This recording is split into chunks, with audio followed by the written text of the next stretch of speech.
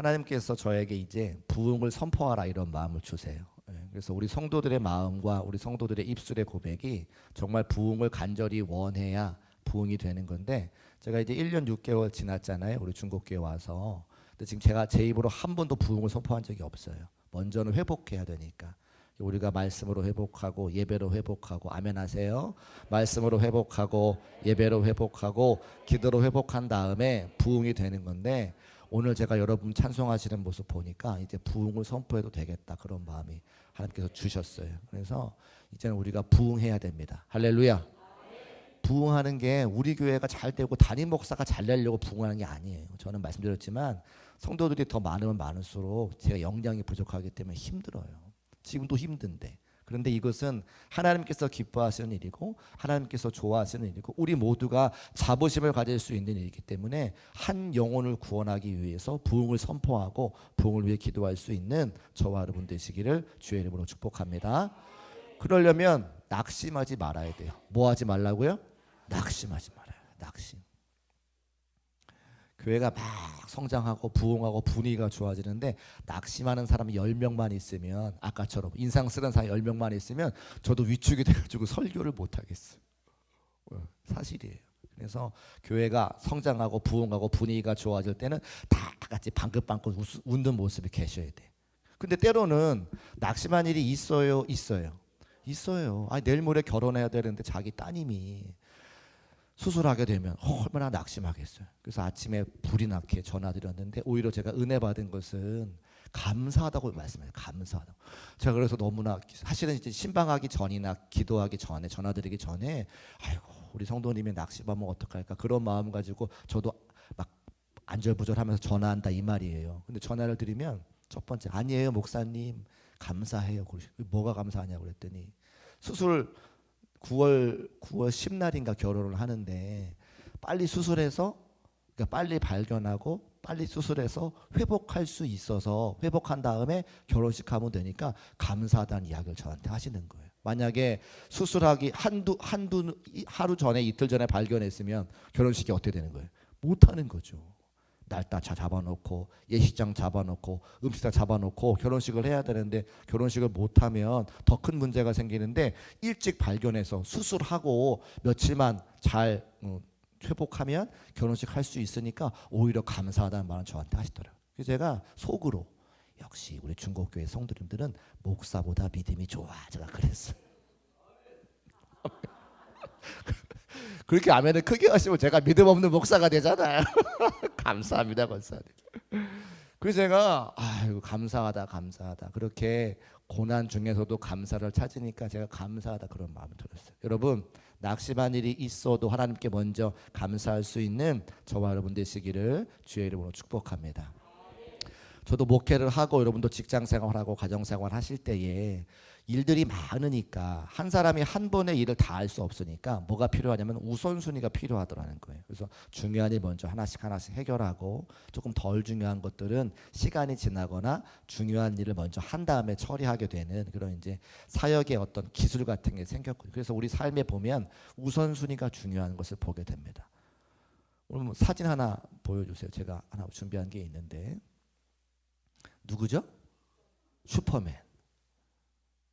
근데 슈퍼맨은 우선순위를 잘 안 지켰어요. 뭘 우선순위를 잘 안 지켰냐? 보통은 속옷을 입고 겉옷을 입는데 겉옷을 입고 속옷을 입었잖아요. 그렇죠? 제가 지금 이렇게 그림으로 해서 좀 덜 민망한 건데 저거 사진으로 진짜 실사로 하면 굉장히 민망한 일이에요. 그렇죠? 겉옷 입고 속옷 입었잖아요. 자, 사진 내려주세요. 우선순위가 중요하다 말씀을 드리고 싶은 거예요. 먼저 입을 걸 먼저 입고 나중 입을 걸 나중 입어야 그죠? 순서에 맞는 거잖아요. 근데 이 순서를 잘 안 지키는 경우가 우리 삶에도 있고 또 직장 생활에도 있고 이제 사역에도 있습니다. 그러니까 모든 일을 다 순서가 있다는 말씀을 드리고 싶은 거예요. 오늘 설교 주제가 낙심인데 왜 성도가 낙심하느냐? 제가 가만히 보면 신앙생활의 순서를 잘 안 지켜서 낙심할 때가 있는 것을 보게 됩니다. 뭘 안 지킨다고요? 순서. 그러니까 신앙생활에도 순서가 있어요. 잘못된 순서가 낙심을 잉태한다. 자, 오늘 본문이 시편 42편인데 성경책을 혹시 피신 분들은 그 위에 파란 글씨로 조그만 소제목이 기록되어져 있는데 고라자손의 마스길 인도자를 따라 부르는 노래라고 기록되어져 있어요. 제가 시편 말씀 보면서 이걸 좀 설명을 드려야 되는데 고라 자손이 누구냐면 레위 지파의 자손들입니다. 그러니까 레위 지파는 뭐 하는 사람들이에요? 성전에서 제사를 주관하는 사람들이죠. 고라 자손이 어떤 일을 했는가? 역대하 20장 19절에 보니까 찬양하는 일을 했다는 거예요. 무슨 일이요? 찬양하는 일. 오늘 제가 보통은 이제 성령에 관련해서 찬양하고 또 찬송과 빠른 찬양 같이 하면서 은혜를 드리고 또 예배를 위해서 이렇게 찬송할 때 오늘 주제는 찬양하는 일이에요. 찬양하는 일.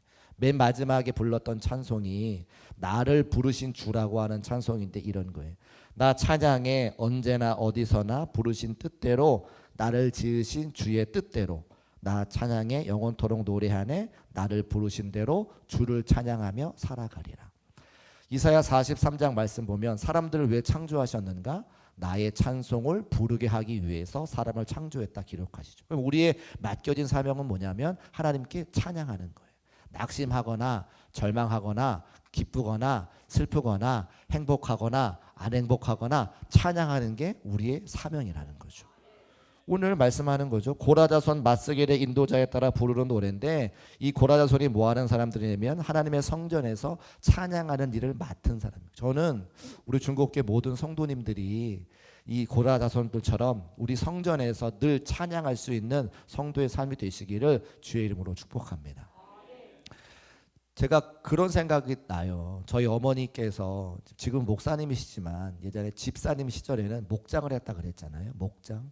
소가 얼마나 덩치가 큽니까? 그 소가 먹는 것도 어마어마하게 많이 먹어요. 그러면 그 먹을 것을 다 사람의 손으로 준비를 하는 거예요. 지금은 사료를 먹여서 좀 덜하지만 옛날에는 다 풀베가지고 소를 먹였거든요. 하루 종일 그 소 먹이 준비하는 게 목장하는 사람의 주된 일이에요. 그러면 여성의 몸으로 엄마의 몸으로 그걸 다 감당할 수 없어요. 사실 굉장히 피곤합니다. 그런데 그런 피곤한 상황과 환경 가운데 제 기억에 뭐가 있냐면 그 당시 자녀였던 저에게 저녁을 주시고 그 저녁을 마무리하는 설거지를 하면서 늘 흥얼흥얼 하시는 찬양이 있어요. 여자의 몸으로서 하루 종일 바깥에서 일을 하고 들어와서 자식을 먹인 다음에 그 설거지를 하면서 그 피곤한 가운데 그 피곤함을 이길 수 있는 유일한 방법은 찬송가를 부르며 설거지하는 거였어요. 그때는 몰랐어요. 그때는 몰라. 근데 지금 이렇게 부모가 돼가지고 삶을 살고 아이들을 키우다 보니까 사랑하는 성도들의 삶의 자리에 가서 그 힘든 거를 같이 나누다 보니까 찬양이 아니고서는 그걸 이겨낼 힘이 없는 것을 제가 알게 되는 거예요. 여러분 아무리 힘들고 어려워도 낙심하고 절망하는 순간에도 찬양을 통해서 새로운 힘과 능력을 얻을 수 있는 저와 여러분 되시기를 주의 이름으로 축복합니다. 그 일을 여기 있는 고라자손이 하나님의 성전에서 찬양을 했다는 거죠. 마스기라고 하는 건 뭐냐면 일반적인 교훈이거든요. 찬양하면서 우리에게 교훈을 주는 거죠. 어떤 음악적인 효과도 나타내고 또 더 은혜가 될 수 있도록 우리에게 찬양을 통해 교훈을 주는 이야기라고 하는 겁니다. 그리고 이 시편 42편은 뭐냐면 이스라엘 백성들이 바벨론의 포로로 끌려가서 자신들이 뭘 그리워하냐면 그 전에 성전에서 하나님 앞에 자유인으로서 예배했던 그때를 기억하고 그때를 그리워하며 찬양하는 내용인 거예요. 그들의 마음이 얼마나 답답하고 절절하고 가슴 아픈 상태에서 찬양을 했을까요? 포로로 끌려가서 지금 북한이나 중국의 지하교회에서 마음껏 찬양하지 못하는 사람들을 떠올리면 될 거예요. 내가 자유인으로 있을 때에 하나님의 성전에서 마음껏 찬송했을 때 그때가 얼마나 소중하고 좋았는지 깨닫지 못하고 이제 포로가 되어서 하나님의 성전에 마음대로 가지도 못하고 하나님의 성전 쪽을 바라보면서 그것을 그리워하며 찬양하는 내용이 여기 적혀 있다는 거예요.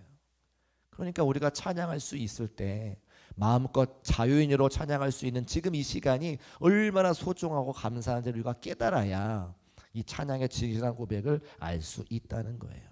그 중에 5절 말씀이 우리에게 주시는 오늘 말씀인데 우리 5절 말씀 다시 한번 읽어보겠습니다. 시작. 내 영혼아 내가 어찌하여 낙심하며 불안해하는가? 너는 하나님께 소망을 두라. 그가 나타나 도우심으로 말미암아 내가 여전히 찬송하리로다. 아멘. 5절 말씀 보면 중간에 내가 어찌하여 낙심하며라고 하는 말이 있잖아요. 근데 이 어찌하여 낙심한다라고 하는 말은 성경에 딱 3번 나와요. 여기 한 번 나오고 그 다음에 11절에 한 번 나오고 다음 장에 43편 5절 말씀 딱 3번 나옵니다. 낙심하는 자에 대한 이야기가 이게 성경에 딱 3번 나온다는 거예요. 그러니까 낙심하면 이 본문을 펴서 함께 읽으면 되는 거죠. 그래서 이 시편 42편 5절 11절 43편 5절 말씀에 3번 나오는데 이 형식이 성경에 잘 나오지 않는 형식인 거예요. 자기가 자기한테 말하는 거죠. 내 영혼아 네가 어찌하여 낙심하느냐. 스스로에게 말하는 형식이잖아요. 스스로 질문하고 있는 거죠. 나는 지금 왜 낙심하고 있느냐. 여러분도 지금 낙심하고 있다라면 스스로 한번 질문해 보세요. 내가 무엇 때문에 낙심하는가. 아까 초반에 말씀드린 우리 교회 성도님 같은 집사님 같은 경우에는 자녀가 결혼식을 앞두고 수술했으니까 낙심할 수 있잖아요. 내가 갖고 있는 어떤 문제가 해결되지 않으니까 낙심하겠죠. 재정적으로 풍성함을 갖지 못하고 써야 되는데 쓰지 못할 때 낙심하잖아요. 어떨 때 우리가 가장 마음이 아픕니까? 나는 못 먹고 못 입어도 괜찮은데 사랑하는 자녀에게 해주지 못할 때에 많은 부모님은 낙심하는 것을 보게 됩니다. 자녀가 형통하지 못하고 자녀가 건강하지 못한 것도 우리에게 낙심을 주죠. 또 사람과의 관계가 힘들 때에 얼마나 우리가 낙심합니까? 그러니까 낙심의 근거와 이유를 대자면 다 모든 것을 뭉뚱그려서 우리의 어떤 상황, 형편, 처지라고 말씀드릴 수가 있을 것 같아요. 내가 왜 낙심하는가를 질문하면 내가 아니라 내 주변에 있는 상황과 환경과 형편과 처지 때문에 내가 낙심하는 것을 보게 돼요. 그런데 예수 믿는 사람도 그렇게 형편과 처지와 환경 때문에 낙심한다면 예수 안 믿는 사람은 어때요? 똑같은 거죠. 예수 안 믿는 사람들도 형편과 처지와 여러 가지 환경들 때문에 낙심하는. 그러면 예수 믿는 사람과 예수 안 믿는 사람의 차이가 뭐냐? 차이가 없다는 거예요. 그래서 오늘 이 낙심의 문제를 해결하는 것이 우리가 세상과 구별되는 삶이고 세상에 소망을 줄 수 있는 우리의 모습이고 하나님께서 우리에게 원하시는 것이 바로 그거다. 낙심의 문제를 해결할 때에 우리가 세상과 다르고 하나님의 자녀인 것을 스스로 증명할 수 있다고 하는 겁니다. 그래서 이 낙심을 어떻게 해결할 수 있는가? 제가 조금 말장난 같지만 낙심을 해결할 수 있는 방법을 하나 가지고 왔는데 같이 한번 따라하겠습니다. 낙심시키자. 뭐라고요? 낙심시키자. 제가 왜 이 생각을 했냐면 낙심이 뭐예요? 한자어로 떨어질 낙, 마음심. 근데 헬라어도 보니까 원래 저 히브리 말은 이런 목소리가 많거든요. 정확하게 발음할지 모르겠습니다.만 샤하흐 이렇게 하는 거예요. 샤하흐. 그 뜻이 뭐냐면 물에 용해시키다, 녹이다 이런 뜻인 거예요. 그러니까 낙심시키는 거죠. 실망한 마음을 녹여라. 실망한 마음을 없애자 그 마음인 거예요. 여러분 낙심시키시기를 주의 이름으로 축복합니다. 오늘 하나님의 말씀을 통해서 낙심시킬 수 있다는 거예요. 그 방법이 무엇이냐? 오늘 5절 말씀에 나와 있는데 먼저 이 말씀을 다시 한번 큰 목소리로 한번 읽어볼게요. 낙심시키려면 이 5절 말씀을 큰 소리로 용기 있게 한번 읽어봐야 됩니다. 시작. 내 영혼아 내가 어찌하여 낙심하며 어찌하여 내 속에서 불안해하는가? 너는 하나님께 소망을 두라. 그가 나타나 도우심으로 말미암아 내가 여전히 찬송하리로다. 아멘. 자, 이 5절 말씀을 읽을 때에 힘있게 읽었어요. 힘있게 읽으니까 무슨 생각이 드세요? 용기가 생기지 않으십니까? 마음 가운데 왠지 모를 힘이 생기지 않으십니까? 낙심시킨다는 것은 무엇이냐면 내 스스로에게 용기를 준다는 거예요. 하나님 말씀을 통해서. 지금 이야기하잖아. 내 영혼아 내가 어찌하여 낙심하느냐. 나에게 스스로 하나님의 말씀을 읽으면서 하나님의 말씀이 주는 힘과 용기와 능력을 얻으라고 우리에게 말씀하고 있어. 이것이 굉장히 중요한 신앙적인 행동이라고 하는 거죠. 여러분 제가 새벽기도 나올 때에 목사도 새벽기도 나올 때 힘듭니다. 새벽에 일어나는 게 힘들다고요.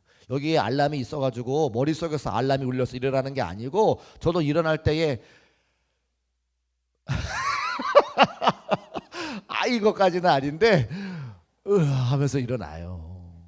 그러면서 씻고 그런데요. 그래도 여름에는 좀 괜찮아.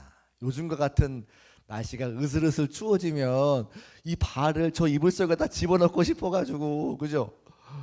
그런 거예요, 저도. 그런데 나오죠. 근데 나올 때 1분만 더 자자 하다가 벌떡 일어나는 것은 가자. 제가 그래요, 진짜로. 가자. 교인들이 기다리고 있다. 가자. 하나님께서 기다리고 계시다. 그런 마음으로 일어나는 거예요. 저 스스로에게 제가 얘기하죠. 가자. 여러분 똑같아요. 내 영혼에게 내가 어떻게 이야기하냐에 따라서 내 행동이 바뀝니다. 여러분의 한번 예를 들어볼까요? 다이어트 할 때에 옆에 사람들에게 말해요. 나 다이어트 해. 나 이거 안 먹어. 나 다이어트 해. 라고 다른 사람들 계속 말한다는 거야. 나 이거 먹으면 안 돼. 이게 몇 칼로리야. 이거 먹으면 몇 분을 뛰어야 돼. 스스로에게 계속 말하는 거죠. 그래야 다이어트가 되는 거예요. 다이어트 한다고 혼자만 생각하고 아무한테 말하지 않으면 아무도 몰라주고 계속 권하는 것처럼 똑같다는 겁니다. 하나님의 말씀도 우리에게 스스로에게 이야기해서 내 영혼아 네가 어찌하여 불안해하고 어찌하여 낙심하는가 라고 말하고 선포할 때에 하나님의 능력이 힘이 있어서 우리의 삶이 낙심을 낙심시키는 것을 믿으시기를 주의 이름으로 축복합니다. 어떤 행동이 안 될 때에 마음이 절망 가운데 있을 때 하나님의 말씀으로 우리 스스로에게 외쳐 말씀하세요. 그럴 때에 우리 그 말씀이 우리 스스로에게 힘과 용기를 주는 것을 알 수가 있습니다. 또 왜냐하면 그렇게 이야기해야 되는 이유는 우리 스스로가 우리 스스로에게 말할 때 자꾸만 부정적으로 이야기한다는 거예요. 제가 지난 새벽에 한번 말씀드렸는데 우리가 하나님께 구원받은 것은 우리가 죄인에서 의인으로 변화가 되는 것이 아니라 죄인으로서 받아야 되는 죄값을 예수 그리스도께서 받으시고 우리를 속량해 주셨기 때문에 우리가 의인으로 여김받아 구원받은 것이라 말씀을 드렸어요. 우리는 여전히 죄인입니다. 하나님의 말씀과 은혜가 아니고서는 여전히 죄인인 거예요. 그런데 낙심이 왜 오느냐? 죄인인 우리의 본성에서 자꾸만 우리 스스로에게 너 불안하지, 너 절망하지, 이거 포기해, 안 된다고 계속 말하고 있기 때문에 그렇다는 거예요. 우리는 죄인이기 때문에 하나님의 말씀이 우리에게 계속 공급되지 않으면 우리는 계속해서 부정적인 생각과 마음의 아래에서 올라와요. 왜? 본성이 죄인이기 때문에. 그래서 그런 마음이 올라오기 전에 안 된다고 이야기하기 전에 낙심하게 만들기 전에 우리 스스로에게 하나님의 말씀을 선포해야 내 영혼이 그 말씀을 듣고 삶이 변화가 되는 것을 알 수가 있습니다. 내면의 소리에서 올라오는 걸 듣지 말고 외부로부터 들어오는 하나님의 말씀으로 우리가 낙심을 벗어날 수 있다는 것을 말씀을 통해 알 수가 있다는 거죠. 그래서 우리가 계속해서 부정적인 마음이 올라오는 것, 부정적인 생각이 올라올 때마다 내 안에 있는 것이 아니라 외부에 있는 바깥에 있는 하나님의 말씀으로 스스로에게 선포해서 나의 영혼에게 선포해서 낙심을 이겨낼 수 있는 저와 여러분 되시기를 주의 이름으로 축복합니다. 그 다음에 순서가 중요한데 아까 우리 슈퍼맨 보면서 순서에 대한 이야기를 했는데 순서가 중요한 것은 무엇이냐면 고난이 올 때에 고난으로 하나님을 생각하는 것이 아니라 고난이 올 때에 하나님으로 고난을 생각해야 되는 거예요. 다시 한번 말씀드립니다. 고난이 올 때 고난 다음에 하나님을 생각하지 말고 고난이 올 때 하나님 생각을 먼저 하고 그 다음에 고난을 보시라는 거예요. 이 차이가 무엇이냐면 고난을 먼저 생각하고 하나님을 생각하면 하나님이 왜 나에게 이런 고난을 주셨지 이렇게 생각이 돼요. 네. 고난을 먼저 묵상하고 내 상황과 형편을 먼저 묵상하고 하나님을 생각하면 고난이 먼저이기 때문에 하나님께서 왜 내게 이런 고난을 주셨지? 하나님이 계신 건가? 나를 안 사랑하시는 건가? 이런 쪽으로 생각이 가는데 반대로 고난이 왔을 때 하나님을 생각하고 고난을 생각하면 하나님께서 이 고난으로 내게 어떤 일을 베푸실 것인가라고 주어가 바뀌는 거예요. 여러분 주어가 고난이 아니라 하나님이 되시기를 주의 이름으로 축복합니다. 그 순서가 중요하다는 말씀을 그래 드리는 거예요. 고난을 묵상하지 말라는 거예요. 사람들은 고난을 묵상해요. 어려움을 아니요. 하나님을 묵상하는 거예요. 하나님께서 이 고난을 통해 이 사건을 통해 이 어려움을 통해 내게 무슨 말씀을 주실까? 어떤 축복으로 인도하실까? 하나님을 먼저 묵상하는 것이 낙심시킬 수 있는 비결인 것을 알 수가 있어요. 자, 시편 119편 71절 말씀 같이 한번 읽어보겠습니다. 시작. 고난당하는 것이 내게 유익이라 이로 말미암아 내가 주의 율례들을 배우게 되었나이다. 아멘. 누구 먼저 생각한 거예요? 하나님부터 생각한 거죠. 하나님을 생각하니까 이 고난을 통해서 내게 유익을 주시겠구나, 내게 어떤 율례들을 배우게 하실 것인지 기대하는 마음이 생기는 거죠.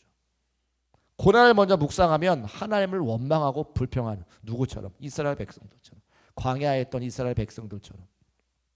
자, 그 공식에 대입해 볼까요? 하나님께서 출애굽하게 하셔서 이스라엘 백성들을 광야를 걸어 어디로 인도하시는 거예요? 가나안 땅으로 인도하시는 거죠. 근데 그 가나안 광야를 걸을 때에 마실 물이 없고 먹던 고기를 못 먹으니까 하나님 앞에 원망과 불평을 해요. 고난이 왔어요. 고난을 생각하고 하나님을 묵상하니까 어떻게 돼요? 하나님께서 우리를 굶겨 죽이려고 하시는구나 라고 불평 원망하죠.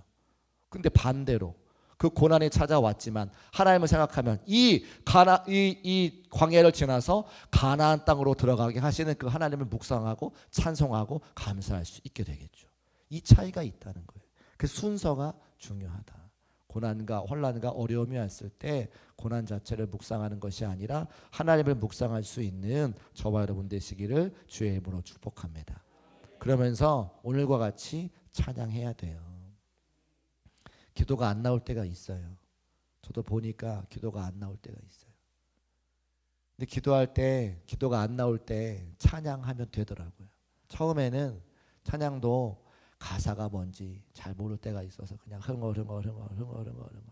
또 옆에 사람은 찬양할 때에 내 마음이 정말 지옥 같아도 옆에 사람 찬양하는 것 때문에 눈치 봐서 다 일어나 찬양하, 나 혼자 앉아 있을 수 없으니까 일어나 찬양할 때에 그 찬양에 나도 모르게 같이 동화가 되면서 소망이 생기죠.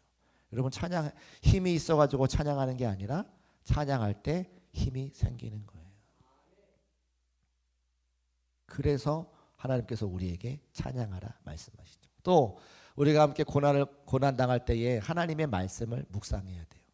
오늘 말씀 여호수아 1장 8절에 보면 이 율법책을 내 입에서 떠나게 하지 말며 주야로 그것을 묵상하며 그 안에 기록된 대로 다 지켜 행하라. 그리하면 내 길이 평탄하게 될 것이고 네가 형통하리라 말씀하시죠.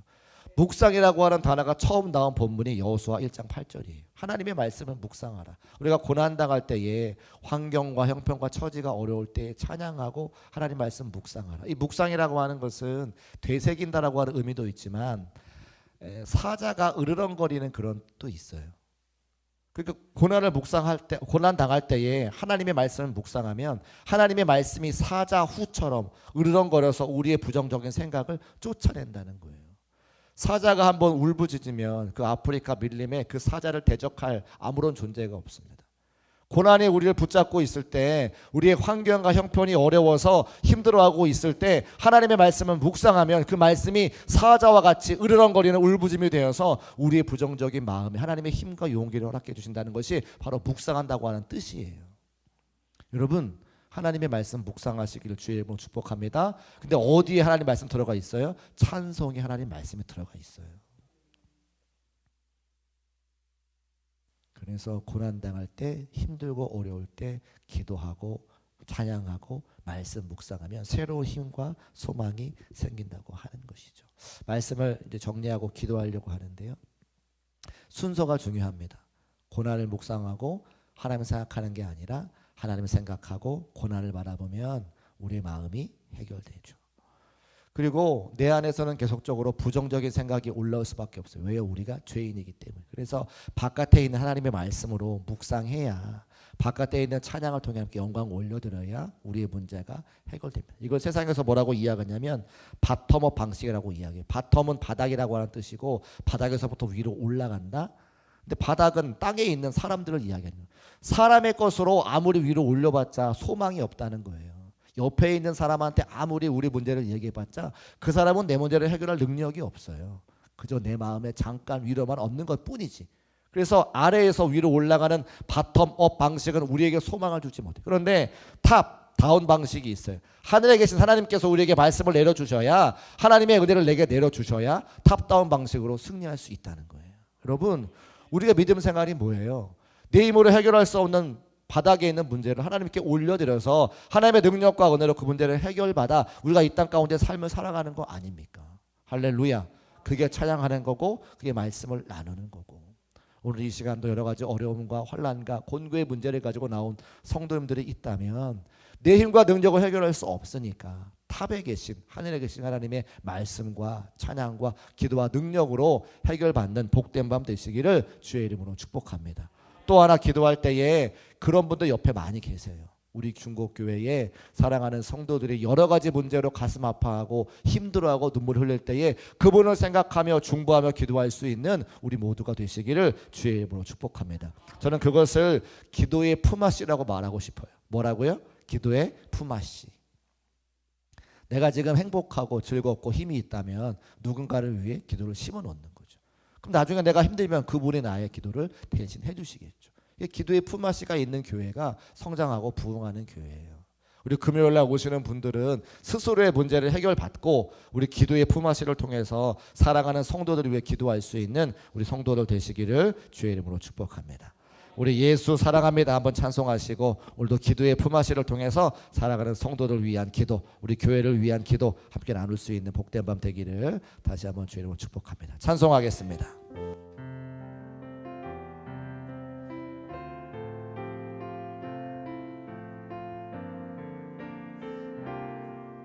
예수 사랑합니다. 예수 사랑합니다. 사랑합니다. 온 마음 다하여 오직 주님 한 분만 간절히 더 원함. 다시 한번 찬송합시다. 예수 사랑합니다. 예수 사랑합니다. 사랑합니다. 온 마음 다하여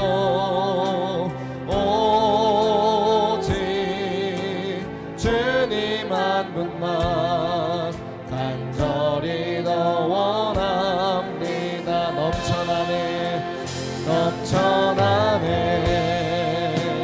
넘쳐나네 주를 향한 내 속에 갈망이 주님께로 날 이끌어 주소서. 주님을 더 원하. 다시 한번 찬송합시다. 예수 사랑합니다. 예수 사랑합니다. 사랑합니다. 온 마음 다하여 오직 주님 한 분만 간절히 더 원합니.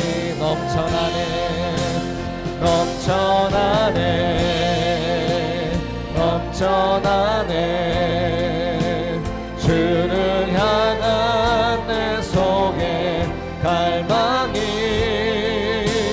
주님께로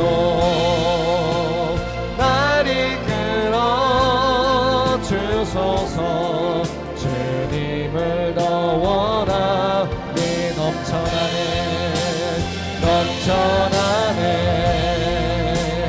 넘쳐나네 주를 향한 내 속에 갈망이 주님께로 날 이끌어 주소서. 주님을 더 원하니. 밤이나 낮이나 어제나 오늘도 영원히 주만 찬양해. 괴롭고 슬플 때 낭망하여 넘어져도 언제나 주만 찬양. 다시 한번 찬송합시다. 밤이나 낮이나 어제나 오늘도 영원히 주만 찬양해. 괴롭고 슬플 때 낭망하여 넘어져도 언제나 주만 찬양하.